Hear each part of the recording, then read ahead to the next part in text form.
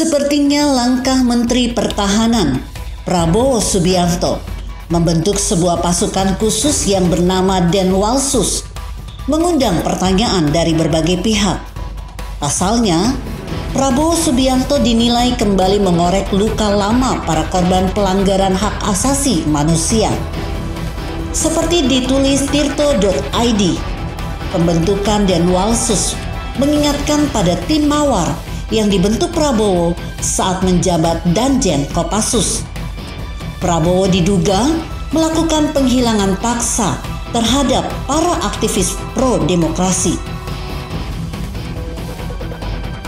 Membentuk Denwalsus itu memang pola-pola Prabowo. Dari dulu, sejak jadi perwira TNI Angkatan Darat, kemudian membentuk tim Mawar yang insubordinasi dengan pimpinan TNI yang kemudian ia disidang Dewan Kehormatan Perwira, kata Sekretaris Umum Ikatan Keluarga Orang Hilang Indonesia, IKOHI, Zainal Mutakin. Zainal khawatir terjadi insubordinasi sebab sudah ada fungsi pengawalan dari TNI dan Polri di Kemenhan. Dan itu menurutnya sudah lebih dari cukup. Denwalsus ini makin mengkhawatirkan sebab sebelumnya Menhan Prabowo membentuk komponen cadangan, yaitu program yang memungkinkan sipil-sipil dilatih secara militer. Menurut Zainal, bisa jadi Denwalsus ini sebagai induk komponen cadangan. Itu yang berbahaya. Bisa menjadi kesatuan lain di luar TNI AD, AL dan AU. Apabila sebuah kesatuan bukan penegak hukum dan tidak dimaksud sebagai alat pertahanan negara, tapi dibekali senjata dan kewenangan menggunakannya, Zainal khawatir terjadi peristiwa pelanggaran baru. Zainal saudara Wiji Tupul, korban penghilangan paksa oleh tim Mawar, khawatir situasinya akan kembali seperti Orde Baru. Semua orang yang kritis akan dianggap sebagai ancaman bagi ketahanan negara, sehingga bisa ditindak melalui alat-alat yang dibentuk Kemenhan. Direktur Eksekutif Institute for Security and Strategic Studies, ISES, Hairul Fahmi mengatakan, suatu badan yang memiliki fungsi pengawalan di lembaga kemiliteran sebetulnya lumrah. Namun ketika diberikan penamaan baru dan publikasi yang berlebihan seperti Denwalsus ini, wajar rekam jejak Prabowo diungkit-ungkit lagi. Kekhawatiran terhadap Denwalsus seperti yang diungkapkan Zainal lumrah, sebab memang masih banyak yang sampai sekarang trauma dengan masa ketika Prabowo menjadi Danjen Kopassus. Hati-hati, masyarakat kita ini masih punya trauma, seperti penunjukan 2 mantan anggota tim Mawar jadi pejabat Kemenhan.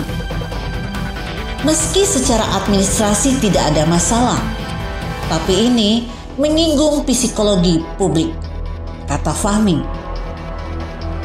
Jika tak ingin menimbulkan kesan dan citra yang negatif bagi masyarakat, kata Hairul Fahmi, maka Prabowo harus berkaca. Pak Prabowo ini perlu diingatkan, nampaknya sangat gemar berbau seperti ini, gagah-gagahan, sesuatu yang tampak gagah, berwibawa, dan berseragam. Ini karakter orang yang dibesarkan di lingkungan militer. Kalau kita nggak mau bilang fasis, katanya. Apa urgensi Denwalsus? Denwalsus dibentuk oleh Menhan Prabowo dengan 3 matra: Angkatan Darat, Laut, dan Udara. Kurang lebih 100 prajurit berkumpul dalam detasemen tersebut. Sementara itu, juru bicara Menhan Bidang Komunikasi Publik dan Hubungan Antar Lembaga, Dhanil Ansar Simanjuntak, mengatakan detasemen tersebut terinspirasi dari detasemen Kementerian Pertahanan negara lain.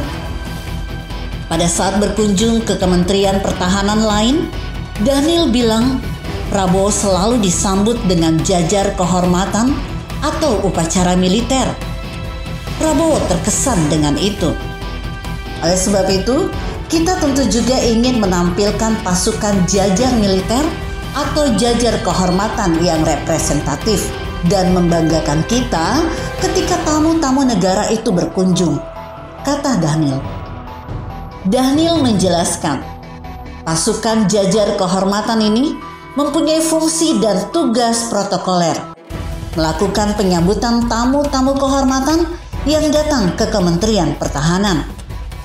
Kriteria pasukan yang diminta Prabowo dari TNI, kata Dhanil, harus terlihat gagah. Secara fisik merepresentasikan prajurit-prajurit yang kuat dan sejenisnya. Diharapkan dengan itu, para tamu-tamu melihat pasukan militer Indonesia mumpuni. Lain halnya dengan anggota 1 DPR RI dari fraksi Golkar, Christina Aryani. Ia mengatakan Denwalsus tidak jelas urgensinya. Sebagai institusi sipil, pemberlakuan protokoler di Kementerian Pertahanan sama dengan kementerian yang lain. Selama ini, kata Christina, pengawalan itu dikenal sebagai pengamanan dalam atau istilah lain PAMDAL. Christina mengatakan, selama ini protokolan tamu asing setingkat presiden telah diatur oleh Pas Pampres. Sementara tamu asing setingkat menteri, pengawalannya menjadi tanggung jawab pengamanan VVIP Polri. Jika memang ada kebutuhan khusus, Menhan dapat berkoordinasi dengan TNI Polri tanpa perlu membentuk detasemen khusus. Jelas Christina melalui pesan singkat. Koordinator Program Lembaga Studi Pertahanan dan Studi Strategis Indonesia, Beni Sukadis, juga mempertanyakan urgensi pembentukan Denwalsus. Kalau ditarik dari personel khusus menjadi Denwalsus belum tepat. Urgensinya apa? Belum perlu, karena mereka sudah ada pengamanan organik yang menjaga di sana dari Mabes TNI, kata Beni.